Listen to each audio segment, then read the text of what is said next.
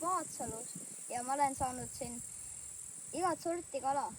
Näiteks iitikaid, ahvenaid, särgesid.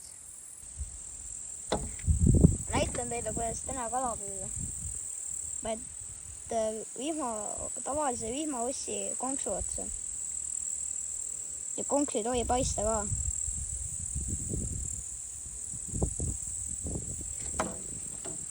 Siis pead panema veel selle vette, seal kus kalad on.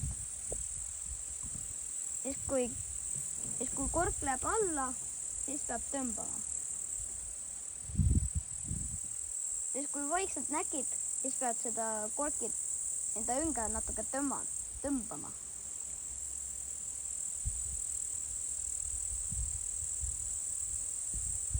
Ja kõigis oli muussi ära.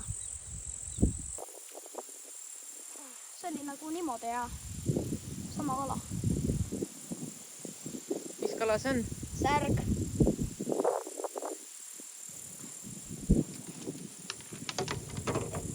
See on praegu särg siin ja see on alamööduline. Tavaline harilik särg ja sellel on praegu taigus ka, nagu siin see must täpp on. Ma praegu mõõdan seda särge siin ja see on alamööduline ja selle peab ära viskama. Hea särgede püüdmiseks peab olema see siiani ja ise, kui see on siin taga, siis peab selle vette viskama. Ole ettevaatlikud, et ogalikud ei tule teie õlgeotsa, nad on niisugused väiksed pältid, et need ei ole söödavad, need on okkatega.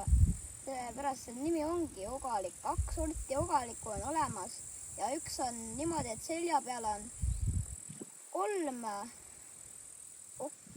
oga ja teisel sordil on 9 oga.